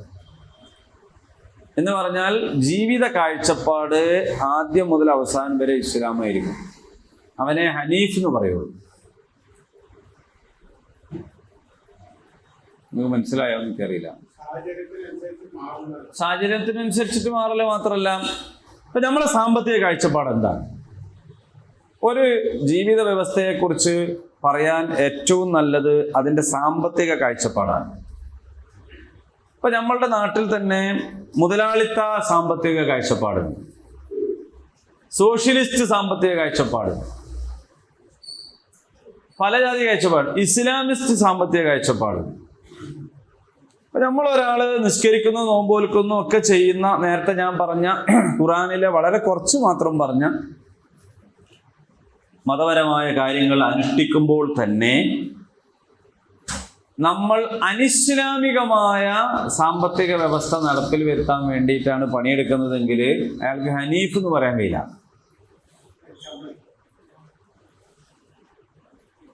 അള്ളാഹുവിൻ്റെ ദീനിന്റെ സാമ്പത്തിക കാഴ്ചപ്പാട് സമ്പത്ത് അള്ളാഹിൻ്റെതാണെന്നാണ്. സമ്പത്ത് ആരുതാണ്? അള്ളാഹിൻ്റെതാണ്. അപ്പൊ സമ്പത്ത് ഉണ്ടാക്കേണ്ടത് ആര് പറഞ്ഞു തരും? എങ്ങനെയാന്ന്? അള്ളാഹ് പറഞ്ഞു. എങ്ങനെ ചെലവാക്കരുത് ആര് പറഞ്ഞു തരും? അള്ളാഹ് പറഞ്ഞു. ഞമ്മക്ക് പിന്നെന്താ അപ്പൊ അതിലുള്ളത്? ഞമ്മക്ക് അള്ളാഹ് പറഞ്ഞു, അള്ളാഹിന്റെ മുതലാണല്ലോ. അപ്പൊ അള്ളാഹ് പറഞ്ഞ പോലെ കൈകാര്യം. ഇപ്പൊ ഞാന് എൻ്റെ വീട്ടില് ഒരാളെ നിർത്തിയിരിക്കുകയാണ്, അയാളുടെ വീട്ടിലെ കാര്യങ്ങളൊക്കെ നോക്കാൻ വേണ്ടിയിട്ട്. അയാൾക്ക് ഞാൻ പൈസ കൊടുത്തിരിക്കുകയാണ്. അയാൾ എങ്ങനെയാ പൈസ ചെലവാക്കുക? നമ്മൾ പറയുന്നത് അനുസരിച്ചാണ്. അങ്ങനെ അല്ല എന്ന് എനിക്ക് തോന്നുന്ന ആ നിമിഷം ഞാൻ അവനെന്താക്കും? ആ പണിയും പിരിച്ചു. കാരണം അതിന് പറ്റിയ ഒരാളെ. അപ്പൊ നമ്മളുടെ കാര്യസ്ഥന്റെ റോൾ എന്താണോ അതാണ് അള്ളാഹിന്റെ മുമ്പിൽ നമ്മളെ റോൾ. നമ്മൾക്ക് അള്ളാഹു തന്ന പൈസ നമ്മൾ അള്ളാഹ് പറഞ്ഞ വിധം ചെലവഴിക്കുക. അപ്പൊ അതുകൊണ്ട് ദൂർത്ത് പാടില്ല എന്ന് പറഞ്ഞാൽ എന്താ ലേശം എന്ന് ചോദിക്കാൻ പറ്റില്ല. കാരണം പൈസ ആരുതാണ്? അള്ളാഹ്. അപ്പൊ ഇങ്ങോട്ട് വരുമാനം മാത്രമല്ല, ചെലവഴിക്കലും അള്ളാഹിന്റെ തൃപ്തി അനുസരിച്ചായിരിക്കും. ഇസ്ലാമിന്റെ സാമ്പത്തിക കാഴ്ചപ്പാടാണ്. മുതലാളിത്ത സാമ്പത്തിക കാഴ്ചപ്പാട് എന്താന്ന് ചോദിച്ചാൽ, ആരേതാണോ പൈസ അയാളാണ് ഇതിന്റെ ഓണർ എന്നുള്ളതാണ്. ആരാണോ അയാളുടെ പൈസ. അപ്പം എൻ്റെ പൈസ കൊണ്ട് എനിക്കിഷ്ടമുള്ളവരെ ഞാൻ ചെയ്യും. ഞാനിതെങ്ങനെ കൂടുതൽ ഉണ്ടാക്കുക, അതിൻ്റെ ഐഡിയ ഞാൻ തന്നെ കണ്ടെത്തും, അല്ല എനിക്ക് ബോധിച്ച് ചെയ്യും. അപ്പം അതുകൊണ്ട് എൻ്റെ ഹലാൽ എന്തായിരിക്കും? ലാഭം കിട്ടുന്നതൊക്കെ ഹലാലായിരിക്കും. എൻ്റെ ഹറാം എന്തായിരിക്കും? നഷ്ടം പറ്റുന്നതൊക്കെ ഹറാമായിരിക്കും. ഇതാ, അതുകൊണ്ടാണ് സേവന പരിപാടികളെ സംബന്ധിച്ചെല്ലാം മുതലാളിത്ത കാഴ്ചപ്പാട് എന്ത് ചെയ്യും? ആളുകളെ പിന്നോട്ട് വലിക്കും. ഒന്നും വെറുതെ കൊടുക്കരുത് എന്ന് പറയും. ഈ ഒരു കാഴ്ചപ്പാട് നമ്മുടെ നാട്ടിൽ നിന്ന് നിലവിലുള്ള കാഴ്ചപ്പാടാണ്. ആ നിലവിലുള്ള കാഴ്ചപ്പാട് നമ്മളെയും സ്വാധീനിക്കും. അങ്ങനത്തിങ്ങനെ വെറുതെ നിൽക്കില്ല. ഇപ്പം ഇവിടെ ഒരു പുകട്ടാൽ ഞാൻ മാത്രം ശ്വസിക്കൂല നിൽക്കാൻ പറ്റില്ല. അപ്പം നമുക്ക് എല്ലാവർക്കും അതിൻ്റെ പുക മണക്കേണ്ടി വരും. ഇതുപോലെ ഇന്ന് ലോകത്തെ നിയന്ത്രിക്കുന്നത് ക്യാപിറ്റലിസ്റ്റ് കാഴ്ചപ്പാടാണ്. സാമ്പത്തികത്തിൻ്റെ കാര്യത്തിൽ മുതലാളിത്ത കാഴ്ചപ്പാട്. കമ്മ്യൂണിസ്റ്റ് ചൈന പോലും മുതലാളിത്ത കാഴ്ചപ്പാടിലാണ് മുന്നോട്ട് പോകുന്നത്. അപ്പം എന്താ സംഭവം എന്ന് വെച്ചാൽ ലാഭകേന്ദ്രീകൃതമായിരിക്കും. അങ്ങനെയാണ്. അതുകൊണ്ടാണ് നമ്മുടെ നാട്ടിൽ പണ്ടത്തെ ധർമാശുപത്രി ഇപ്പം ഇല്ലാത്തത്. എല്ലായിടത്തും ഫീസ് കൊടുക്കണമല്ലോ, അല്ലേ? ഇനി അഥവാ നിങ്ങൾക്ക് വല്ല സഹായം വേണമെങ്കിൽ ഇൻഷൂർ നിങ്ങൾ വേറെ ചേരണം. കാരണം ഇൻഷുറൻസ് എന്ന് പറയുന്നത് ഒരു മുതലാളിത്ത കാഴ്ചപ്പാടിൻ്റെ ഭാഗമായിട്ട് ഉണ്ടാവുന്നതാണ്. അപ്പോൾ ഒരു സേവനം ചെയ്യും. ഇപ്പം നമുക്ക് തന്നെ അത് സ്വാധീനിച്ചതിൻ്റെ ഭാഗമാണ്. നമ്മൾ തന്നെ തമ്മിൽ വെറുതെ കൊടുക്കരുത് കേട്ടോ, അതിനൊരു വില ഉണ്ടാവില്ല. ഖുർആനും ഇസ്ലാമിനൊക്കെ എതിരല്ലേ? ഖുർആൻ പറഞ്ഞ എന്താണ്? നിങ്ങൾ സദക്ക ചെയ്യണം. സദക്ക പൈസ കൊടുക്കണ അല്ല. പക്ഷെ നമുക്ക് തന്നെ എന്തായിട്ടുണ്ട്? നമ്മളിൽ വാങ്ങുന്നവനും ഉണ്ടാവും ഒരു വിചാരം. എന്താ വാങ്ങണവൻ്റെ വിചാരം? ഞാനിപ്പോൾ നിങ്ങൾക്ക് എല്ലാവർക്കും ഒരു നോട്ടീസ് തന്നാൽ നിങ്ങളൊക്കെ അങ്ങനെ ചുരുക്കും, ചെവിയെ വിടും, എന്നിട്ട് ഇത് ഇങ്ങനെയൊക്കെ ചെയ്യും. പക്ഷെ ഈ തന്ന സാധനം 10 റുപ്യൊക്കെ തന്നെങ്കിലോ നിങ്ങൾ ചുരുട്ടൂല, നിങ്ങൾ മടക്കൂല, അത് നല്ലോണം വെക്കും. അപ്പൊ പൈസക്ക് തന്നാലേ വില ഉള്ളൂ എന്ന് വാങ്ങണോനും വിചാരിച്ചു പോയി. കാരണം എന്താണ്? മുതലാളിത്ത കാഴ്ചപ്പാടിന്റെ ഭാഗം. സോഷ്യലിസ്റ്റ് കാഴ്ചപ്പാട് അതാണ് കമ്മ്യൂണിസത്തിലേക്ക് നയിക്കുക. അതെന്താന്ന് ചോദിച്ചാൽ സ്വകാര്യ സ്വത്തുടമാവകാശമില്ല. ഒരു വ്യക്തിക്കും സമ്പത്തിൽ എന്തില്ല? അവകാശമില്ല. അതൊക്കെ സ്റ്റേറ്റിൻ്റെതാണ്. അപ്പൊ അതുകൊണ്ട് നിങ്ങളൊക്കെ അധ്വാനിച്ചാൽ അധ്വാനിക്കുന്നതിന്റെ കൂലി ആർക്ക് പോകണം? സ്റ്റേറ്റിന് പോകണം. പിന്നെ സർക്കാർ നിങ്ങൾക്ക് എന്ത് ചെയ്തു തരും? നിങ്ങൾക്ക് ജീവിക്കാൻ ആവശ്യമായത് ഇങ്ങോട്ട് തരും. അപ്പൊ സമ്പത്തിന്റെ ഉടമസ്ഥൻ എന്ന് വ്യക്തികൾക്ക് പറയാൻ പറ്റൂല. ഉടമസ്ഥൻ ആരാണ്? സ്റ്റേറ്റാണ്. ഇതാണ് യഥാർത്ഥത്തിൽ ലോകത്ത് സോഷ്യലിസ്റ്റ് രാജ്യങ്ങൾ തകരാനുണ്ടായ ഏറ്റവും പ്രധാനപ്പെട്ട ഒരു കാരണം. കാരണം എന്താ വെച്ചാൽ ഞാൻ പണിയെടുത്താലോ ഉഗ്രക പണിയെടുത്താലോ ആഷ് പണിയെടുത്താലോ എല്ലാവർക്കും ഒരേ സാധനമാണ് കിട്ടുക. അപ്പം നമ്മൾ വിചാരിക്കും നല്ലൊരു സംഗതിയല്ലേ, എല്ലാവർക്കും ഒരേപോലെ കിട്ടൂലേ എന്ന്. പക്ഷെ എന്താ ഇപ്പം സംഭവിക്കുക? കുറേ പണിയെടുക്കാൻ കഴിയണ ഞാനും ഒത്തിരി പണിയെടുക്കാൻ കഴിയുന്ന വേറൊരാളും എന്ത് ചെയ്യും? ഒരേ പണിയെടുക്കുള്ളൂ. കാരണം ഞാൻ എത്ര പണിയെടുത്താലും എനിക്ക് അതന്നെ കിട്ടുള്ളൂ. ഞാൻ അതിനെ കണ്ടമാനം പണിയെടുക്കണം. ഇസ്ലാമിക കാഴ്ചപ്പാടിൽ ഒരാൾ അത്യധ്വാനം ചെയ്ത് ഒരുപാട് പണിയെടുത്താൽ അയാൾക്ക് ഒരുപാട് പൈസ കിട്ടും. അതിൽ ഉപാധികൾ വെച്ചുകൊണ്ട് അയാൾക്ക് ജീവിത നിലവാരത്തെ വളർത്താൻ പറ്റും. അപ്പോൾ പൈസ ഉള്ള ഒരാൾക്ക് എന്ത് ചെയ്യാൻ പറ്റുമെന്ന് വെച്ചാൽ അതിനനുസരിച്ച് വീട് വെക്കാം, അതിനനുസരിച്ച് കാറ് വാങ്ങാം, അതിനനുസരിച്ച് ഭക്ഷണം കഴിക്കാം. ഇസ്ലാം എതിർക്കുന്നില്ല. പക്ഷെ അയാൾ സക്കാത്ത് കൊടുക്കണം, സദഖ കൊടുക്കണം, വഖഫ് ചെയ്യണം, ഫിദിയ കൊടുക്കണം, അങ്ങനത്തെ പരിപാടികളൊക്കെ ചെയ്യണമെന്ന് മാത്രമേ. അതേ സമയത്ത് മുതലാളിത്ത കാഴ്ചപ്പാടിൽ ഇപ്പറഞ്ഞതെല്ലാം ചെയ്യാം, പക്ഷേ അതിൻ്റെ ഉടമസ്ഥൻ അവനാണ് എന്നാണ് അവൻ വിചാരിക്കുക. അവൻ സക്കാത്തില്ല, സദഖല്ല, ദാനധർമ്മങ്ങളില്ല, ഒന്നും വേണ്ടിയില്ല. പിന്നെ അവൻ ദാനധർമ്മം കൊടുക്കണം എന്തിനാന്ന് വെച്ചാൽ ഇങ്ങോട്ടെന്തെങ്കിലും കിട്ടാൻ വേണ്ടിയിട്ടായിരിക്കും. അതിന് കൊടുക്കും. ചില ആൾക്കാർക്കൊക്കെ അവർ കൊടുക്കും അതിന്. അപ്പൊ ഇങ്ങനെ വ്യത്യസ്തമായ സാമ്പത്തിക ക്രമങ്ങൾ നമുക്കൊരു ഉദാഹരണം എന്നുള്ളവർക്ക് എന്ന് പറയാൻ, ഇതിൽ നിങ്ങൾ എവിടെയാണ്? നിസ്കരിക്കുന്നുണ്ട്, പക്ഷെ നിങ്ങളുടെ സാമ്പത്തിക നയം എന്താണ്? മുതലാളിത്തത്തിൻ്റെതാണോ അല്ല കമ്മ്യൂണിസത്തിൻ്റെതാണോ? ഇനി അതല്ല വേറെ എന്തെങ്കിലും സംഗതിയുടെ സോഷ്യലിസത്തിൽ? ഇപ്പൊ ഗാന്ധിക്ക് ഗാന്ധിയുടേതായ സാമ്പത്തിക വ്യവസ്ഥയുണ്ട്. എന്താ ഭാഷ എന്ന് പറയാ? ട്രസ്റ്റ്ഷിപ്പോ എന്തോ പറഞ്ഞിട്ടുള്ളൊരു രീതിയുണ്ട്. അതാണോ? അതൊക്കെ ആണെങ്കിൽ നിങ്ങൾക്ക് ഹനീഫ് എന്ന് പറയാൻ പറ്റൂല. ഹനീഫ് എന്ന് പറയണമെങ്കിൽ നിങ്ങളെ നിസ്കാരം ആർക്കാണോ അതേപോലെ നിങ്ങളുടെ സാമ്പത്തിക ക്രമവും അതിലായിരിക്കും. അത് ഇന്നലെ നടപ്പിലാക്കാനും കഴിഞ്ഞോളൊന്നുമില്ല. ഇന്ന് നമുക്ക് ഇഖാമത്തു സ്വലാത്ത് തന്നെ എല്ലാവർക്കും നടപ്പിലാക്കാൻ കഴിയുന്നില്ലല്ലോ. നമ്മൾ വെറുതെ വിചാരിക്കാണല്ലോ നിസ്കാരത്തെ നമ്മൾ നടപ്പിലാക്കേണ്ടത്. നമ്മൾ വിചാരിക്കുകയാണ്, യഥാർത്ഥത്തിൽ നമുക്ക് നിസ്കാരവും നടപ്പിലാക്കാൻ കഴിയില്ല. മദീനയിൽ ഉണ്ടായിരുന്ന നിസ്കാരമാണല്ലോ ശരിക്കുള്ള നിസ്കാരം. അത് നമുക്ക് നടപ്പിലാക്കണമെങ്കിൽ ഒരുപാട് പരിമിതികളുണ്ട്. സക്കാത്ത് നടപ്പിലാക്കാൻ നമുക്ക് കഴിയുന്നില്ല. നമുക്ക് സംഭാവന വയ്ക്കാനല്ലേ കഴിയുന്നുള്ളൂ. നിങ്ങൾ മതത്തിന്റെ കാര്യത്തിലാണ് സക്കാത്ത് എണ്ണിയത്. അതുകൊണ്ട് ഞാൻ കുറച്ചെന്ന് പറഞ്ഞത്. കാരണം എന്താണ്, ഇസ്ലാമിലുള്ള സക്കാത്ത് എന്ന് പറയുന്നത് സക്കാത്ത് കമ്മിറ്റിക്കാർ പോയിട്ട് നിങ്ങൾ തരീന്ന് പറഞ്ഞ് ഒരു 1000 രൂപ എഴുതിക്കോളി എന്ന് പറഞ്ഞ് 1000 മതി അവരിട്ടോ പറഞ്ഞ് അതിപ്പോൾ അത് ശരിയാവില്ല. നമുക്ക് അവസാനം 1250 വാങ്ങി. എന്നാലും അവൻ പറഞ്ഞതിനേക്കാൾ 250 നമ്മൾ വാങ്ങിയല്ലോ ഉള്ള സന്തോഷത്തിൽ സക്കാത്ത് കമ്മിറ്റിയും ശരിക്കും കൊടുക്കേണ്ട 1250 കൊടുത്തിട്ടുള്ളൂ എന്നുള്ള മുതലാളി രണ്ടാളെയും കൂടി ഇതാണ് ഇപ്പോഴത്തെ സക്കാത്ത്. അതല്ലല്ലോ ഇസ്ലാമിലെ സക്കാത്ത്. വ്യത്യാസമല്ലേ? അപ്പൊ എല്ലാ കാര്യത്തിലും അതുണ്ട്. അപ്പോ പക്ഷെ എന്നാലും നമ്മളതൊക്കെ ചെയ്യുന്നു. പരിശുദ്ധ ദീനുൽ ഇസ്ലാമിൽ ജുമാ ഖുതുബ നടത്തേണ്ടത് നമുക്ക് കിട്ടാവുന്ന ഏറ്റവും കുറഞ്ഞ ശമ്പളത്തിന് കിട്ടുന്ന ഒരാളല്ല. നിങ്ങളെ മതിലിനെ പറ്റിയല്ലോ കേട്ടോ, പൊതുവിൽ പറയാം. ആരെയാണ് യഥാർത്ഥത്തിൽ ഖത്തീബായിട്ട് നിശ്ചയിക്കപ്പെടേണ്ടതെന്ന് ചോദിച്ചാൽ ഖലീഫ ആണ് നിശ്ചയിക്കേണ്ടത് ഖത്തീബിന്. എന്നിട്ട് ആ ഖലീഫയുടെ പ്രതിനിധി ആയിരിക്കണം ഖത്തീബ്. ഇതാണ് ഇസ്ലാമിന്റെ കാഴ്ചപ്പാട്. നമ്മളെ കാഴ്ചപ്പാട് എന്താണ്? നമ്മളെ സൗദിയിൽ ആ നിശ്ചയിക്കല് മാത്രമേ ഉള്ളൂ. പറയണത് പിന്നെ രാജാവിന് ഇഷ്ടമുള്ളതായിരിക്കും. നിശ്ചയിക്കല് ഇസ്ലാമികം തന്നെയാണ്. അവിടെ ഖാലി എന്ന് പറഞ്ഞാൽ ആരാന്ന് വെച്ചാൽ ചീഫ് ജസ്റ്റിസ് ഖാദി ഖുദാത്ത്. മാസം ഉറപ്പിക്കണ ആരാ? ഖാദി ഖുദാത്ത്. പക്ഷെ രാജാവിന് സൗകര്യം അനുസരിച്ച് ചിലപ്പോൾ എന്ത് ചെയ്യും, നമ്മളോടൊക്കെ മാറ്റും. കാരണം എന്താ, അവിടെ രാജഭരണം. പക്ഷെ എന്നാലും നമ്മളെ നാട്ടിലും എന്ത് ചെയ്യുന്നുണ്ട്, നിസ്കാരവും നോമ്പും സക്കാത്തും ഒക്കെ ഉണ്ടല്ലോ, എല്ലാം ഉണ്ട്. അവർക്ക് നമ്മളതിൽ ജാതീയത ഇല്ലാത്തുള്ളൂ. ഞാൻ നിസ്കാര സമയത്തിൻ്റെ ഒരു സാധനം വാങ്ങാൻ വേണ്ടി പോയപ്പോൾ പീഡിയക്കാരന് എന്നോട് അതിൻ്റെ ടൈം സെറ്റ് ചെയ്യണമല്ലോ. ഇപ്പം എന്താണെന്നല്ല, എന്നെ കണ്ടിട്ട് ആകെ മൊത്തം മനസ്സിലായിട്ടാണ് തോന്നുന്നു. എന്നോട് പറഞ്ഞു, നിങ്ങൾക്ക് അൽമനാറിൻ്റെ ടൈമല്ല വേണ്ടിയെന്ന് വെച്ചു. അപ്പം ഞാൻ വേറെ ഏതെല്ലാം ടൈമാണ് ഉള്ളതെന്ന് വെച്ചു. അപ്പോൾ ചന്ദ്രികൻ്റെ ഉണ്ട്, പല ടൈമും ഉണ്ട്. അപ്പോൾ അതെന്താ വ്യത്യാസം എന്ന് പറഞ്ഞാൽ ചന്ദ്രികൻ്റെ 5:32 സുബഹി, അൽമനാറിൻ്റെത് 5:37 സുബഹി. അതാ വ്യത്യാസം. പിന്നെ മഗ്‌രിബിനും മാറ്റമുണ്ടോ, പിന്നെ മറ്റേതിനൊക്കെ ചില മാറ്റം. ഞാൻ മൊത്തം ചാർട്ട് വാങ്ങി നോക്കിയപ്പോൾ 220 ടൈം ഷെഡ്യൂള് നിലവിൽ. അപ്പോൾ എന്താ അറിയില്ല, അയാൾ ഇത് കണ്ടപാട് അൽമനാറിൻ്റെ കലണ്ടറല്ലേ വേണ്ടി വെച്ചു. എൻ്റെ ലേഔട്ട് അങ്ങനെ ആയിരിക്കും അല്ലേ, അതുകൊണ്ടാണ് തോന്നുന്നത്, പറഞ്ഞിട്ട് കാര്യം. അപ്പൊ ഈ ഒരു കാര്യം ഇതിലൊക്കെ ബാധകമാണ്. മാസം ഉറപ്പിക്കുന്നിടത്ത് വരുന്ന എല്ലാത്തിലുണ്ട്. പക്ഷെ എന്നാലും നമ്മൾ മാസം ഉറപ്പിക്കുന്നു, നിസ്കരിക്കുന്നു, എല്ലാം ചെയ്യുന്നില്ലേ? അപ്പൊ ഇതുപോലെ സാമ്പത്തികമായ വ്യവസ്ഥ അള്ളാഹുവിന്റെ ദീനിൻ്റെതാണ് നമ്മുടെ നാട്ടിൽ ഉണ്ടാവേണ്ടത് എന്ന് ആഗ്രഹിക്കുകയെങ്കിലും ചെയ്ത് അതിനു വേണ്ടി ആവുന്നത്ര പണിയും എടുക്കുകയാണെങ്കിൽ മാത്രമേ ഹനീഫാവൂ. അതാണ് വ്യത്യാസം.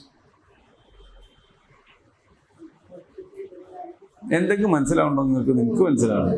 എന്നിട്ട് ഇന്നത്ര ഗൗരവത്തിലിരിക്കണ്, മനസ്സിലായതിന്റെ ഗൗരവ ആയിക്കോട്ടെ. അതായത് നമ്മൾ മനസ്സിലാക്കേണ്ടത് ഇതൊരു ഫുൾ പാക്കേജാണ്.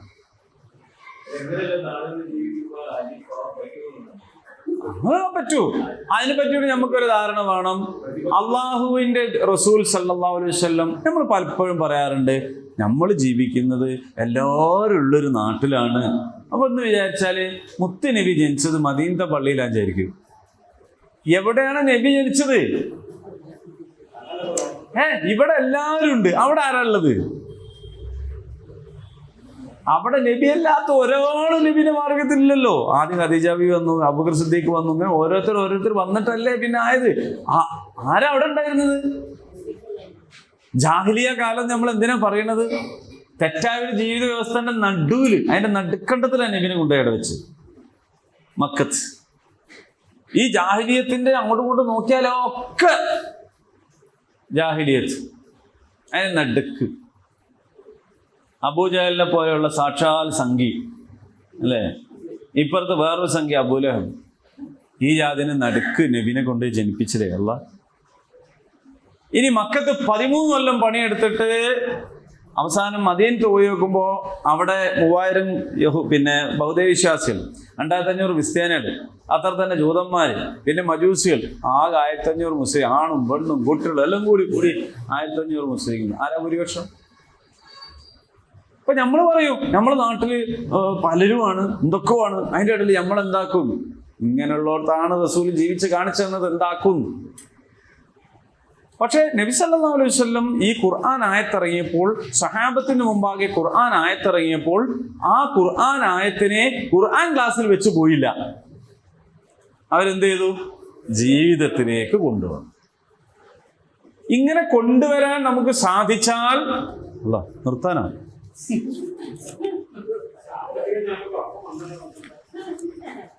പിന്നെ ഞാൻ കൽപ്പറ്റയിൽ നിന്ന് ഇങ്ങനെ പ്രസംഗിച്ചുകൊണ്ടിരിക്കുമ്പോൾ നിർത്താനായിരിക്കും കേട്ടോ ഏകദേശം. അപ്പോൾ എനിക്കൊരു കത്തുണ്ടെന്ന്. ഞാൻ വിചാരിച്ചു എന്നോട് പറഞ്ഞ സമയമായില്ലല്ലോ, പിന്നെ എന്തിനേക്കും ഇത് കൊണ്ടുവരുത്തരുത്. അപ്പോൾ അതിലിങ്ങനെയാണ് എഴുതിയത്: ആളുകൾ ധാരാളമായി കൂടുന്നുണ്ട്, അല്പസമയം കൂടി പ്രസംഗിക്കാം. പക്ഷേ അത് കേട്ട് ഞാൻ പ്രസംഗിച്ച നാട്ടുകാരെന്താ വിചാരിക്കുക? ഈ ചങ്ങായിക്ക് നിർത്താൻ കത്ത് കൊടുത്തിട്ടു നിർത്തുന്നില്ലാതല്ല വിചാരിക്കുക. ശരിക്കും കത്തിനുള്ളത് എന്താന്നുള്ളത് നാട്ടുകാർക്ക് അറിയോ? ഇല്ലല്ലോ. അപ്പോ അങ്ങനത്തെ ചില പ്രതിസന്ധികളിൽ നമ്മൾ പെടാറുണ്ട്. ഈ തന്ന കത്തിൽ നിർത്താനുള്ളതല്ല അദ്ദേഹം. ഇപ്പൊ അടുത്ത എവിടെ നിക്കാഹിന് പോയപ്പോ എന്നോട് പറഞ്ഞു, പിന്നെ വീട്ടുകാർ പറഞ്ഞു ചോറായില്ല, കുറച്ച് നീണ്ടോട്ടെ. സത്യോ ചേർന്നിരുന്നു, ചോറായില്ല കുറച്ച് നീണ്ടോട്ടെ എന്നാണ്. ഞാൻ പറഞ്ഞു പൊന്നാര അബീവ, ആ പാപഭാരം ഞാൻ ഏറ്റെടുക്കൂല, ചോറായതിൻ്റെ ദിവസം തുടങ്ങാതാണ്. കാരണം ആൾക്കറിയില്ലല്ലോ ഇത് പ്രകാരം പറഞ്ഞിട്ട് നീട്ടുക. നാളെന്താ വിചാരിക്കുക, ഇയാളൊന്ന് നിർത്തിയാണ്ടേ തിന്നായിരുന്നു. ആയിക്കോട്ടെ. അപ്പൊ ഏതായാലും നമ്മുടെ ജീവിതത്തിൽ ഹനീഫുകളായി മാറാൻ പരിശ്രമിക്കുക. ഇത് വളരെ പ്രധാനപ്പെട്ട ഒരു കാര്യമാണ്. അപ്പോൾ പരിശുദ്ധ ദീനുൽ ഇസ്ലാമിൻ്റെ പൂർണ്ണമായ ഞാൻ പറഞ്ഞത് ഒരു ഫുൾ പാക്കേജാണ്. നമ്മൾ ടൂറൊക്കെ പോകുമ്പോൾ ചിലപ്പോൾ ഫുൾ പാക്കേജ് ഉണ്ടാവും അല്ലേ? വണ്ടി, ഭക്ഷണം, ടൂറിസ്റ്റ് ഗൈഡ്, അവസാനത്തെ ഗിഫ്റ്റ് വരെ അവർ തരും. അതാണ് ഫുൾ പാക്കേജ്. അല്ല, ചോറ് നമ്മൾ ഉണ്ടാക്കി കൊണ്ടുവന്നോളാം, വണ്ടി മാത്രം തന്നാൽ മതി, ബോട്ട് സർവീസ് നിങ്ങൾ ഏർപ്പാടാക്കി. ഇത് ഫുൾ പാക്കേജ് അല്ല, കുറേശ്ശെ. അപ്പോൾ ദീനുൽ ഇസ്ലാമിനെ ഒരു ഫുൾ പാക്കേജ് ആയിട്ട് കാണണം. ആ ഫുൾ പാക്കേജിനെ അംഗീകരിക്കുന്ന അവസ്ഥയെ സംബന്ധിച്ചാണ് അൽ മാഇലു മിൻ അദിയാനിൽ ബാത്തിലി ഇലാ ദീനിൽ ഹഖ്, ഹനീഫ് എന്ന് പറയും. പിന്നെ അതിൻ്റെ പ്രാക്ടിക്കൽ സൈഡിൽ നമ്മൾ പറഞ്ഞല്ലോ, അനിസ്ലാമികമായ ഒരു ജീവിത വ്യവസ്ഥയിൽ ഒരു നാട്ടിൽ ജീവിക്കുമ്പോൾ നമുക്ക് കുറേ പരിമിതികളുണ്ടാവും. ആ പരിമിതികളെ നമ്മൾ എന്ത് ചെയ്യുന്നു? അതിജീവിക്കുന്നു.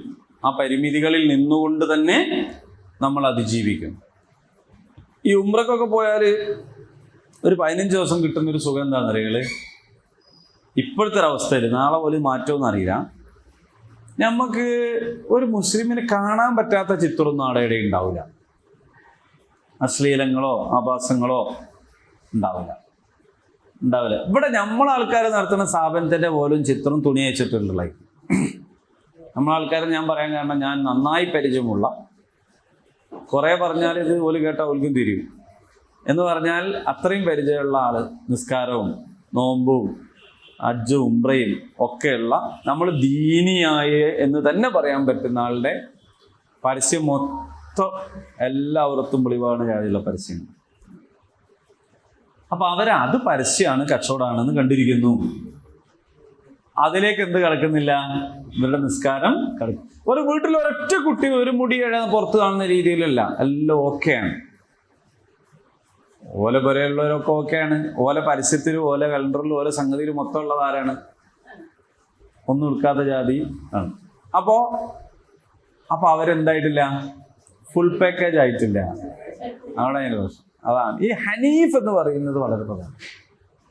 നമ്മുടെ അധ്വാനങ്ങൾ, നമ്മുടെ പരിശ്രമങ്ങൾ, നമ്മുടെ കഷ്ടപ്പാടുകൾ, നമ്മൾ എന്തെല്ലാം ചെയ്യുന്നുണ്ടോ അതെല്ലാം അള്ളാഹുവിൻ്റെ മാർഗത്തിൽ ഉള്ള ഒരു ഫുൾ പാക്കേജ് ആയിട്ട് കാണണം. അപ്പോഴാണ് ഹനീഫായി മാറുക. അങ്ങനെയായിരുന്നു ഇബ്രാഹിം. നിങ്ങൾ തർക്കിക്കല്ല, ഇബ്രാഹിമിന്റെ മാർഗത്തിലേക്ക് വാ എന്നാണ് ആയത്തിൽ അള്ളാഹു സുബ്ഹാനഹു വ തആല പറഞ്ഞിട്ടുള്ളത്. അള്ളാഹു അനുഗ്രഹിക്കുമാറാകട്ടെ.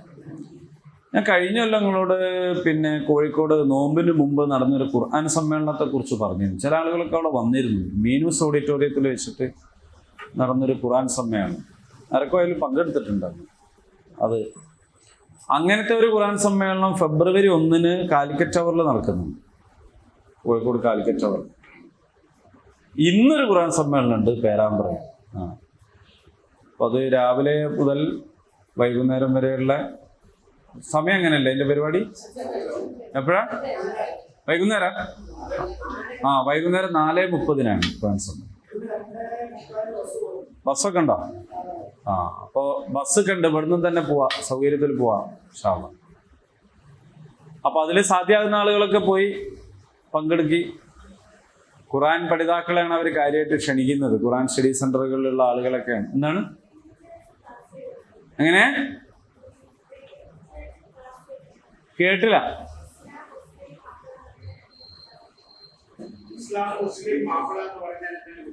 ഒരുപാട് വ്യത്യാസമുണ്ട്.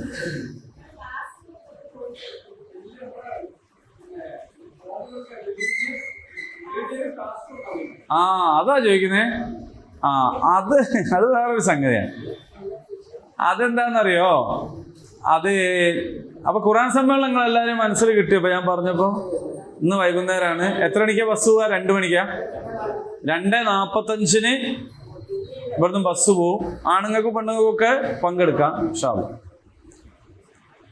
പിന്നെ ഇവിടെ ചോദിച്ച ചോദ്യം, അതിന്റെ ഉത്തരം ശ്രദ്ധിക്കുക. ദീനിയായ ഉത്തരാണ് ഞാൻ ആദ്യം പറഞ്ഞത്. ഒരുപാട് വ്യത്യാസമുണ്ട് നമുക്ക് പറയാൻ. ഇപ്പൊ ചോദിച്ചത് പക്ഷെ അതല്ല എന്നാ മനസ്സിലാകുന്നു. നമ്മൾ ഫോറം പൂരിപ്പിക്കുമ്പോൾ എന്ത് ചെയ്താറുണ്ട്? മതം എന്നും ഉണ്ടാവും, ജാതിന്നും ഉണ്ടാവും. അപ്പൊ നമ്മൾ ഇവിടെ എന്താ പ്രശ്നം എന്ന് വെച്ചാൽ നമുക്ക് ജാതി ഇല്ലാന്ന് പാടെ എഴുതാൻ പറ്റൂല. അല്ല ക്ലാസ്സിന് മുമ്പ് കൃത്യമായിട്ട് പറയണം ജാതി ഇല്ലല്ലോ എന്ന് പറഞ്ഞിട്ട് അതിൽ എഴുതാണ്ടിരിക്കാൻ പറ്റില്ല. അപ്പൊ അതില് എഴുതേണ്ടി വരും. അപ്പൊ ഞാൻ എഴുതല് ഇസ്ലാം, മാപ്പിള, OBC. എല്ലാവർക്കും എഴുതാൻ പറ്റില്ല. മാപ്പിള അല്ലാത്ത മുസ്ലിങ്ങളും കേരളത്തിലുണ്ട്. അപ്പൊ അവരെന്ത് ചെയ്യുന്ന വെച്ചാൽ ഇസ്ലാം, മുസ്ലിം അങ്ങനെ തോന്നേ എഴുതും. ഉണ്ട്. അവർക്ക് സംവരണം കിട്ടൂല. അങ്ങോട്ട് OBC അല്ലാത്ത മുസ്ലിങ്ങളും ഉണ്ട്. ഓക്കെ, അള്ളാഹു തൗഫീഖ് ചെയ്യട്ടെ. അള്ളാഹു ഉപകാരപ്രദമായ വിജ്ഞാനത്തെ വർദ്ധിപ്പിച്ചു തരുമാറാകട്ടെ. അള്ളാഹു അവൻ്റെ ഖുർആനിൽ നിന്ന് ഹിദായത്ത് ലഭിച്ച ഭാഗ്യവാന്മാരിൽ നമ്മെ എല്ലാവരെയും ഉൾപ്പെടുത്തി അനുഗ്രഹിക്കുമാറാകട്ടെ. അല്ലാഹുമ്മ റബ്ബനാ ആതിനാ ഫിദ്ദുനിയാ ഹസന വഫിൽ ആഖിറതി ഹസനത വഖിനാ അദാബന്നാർ.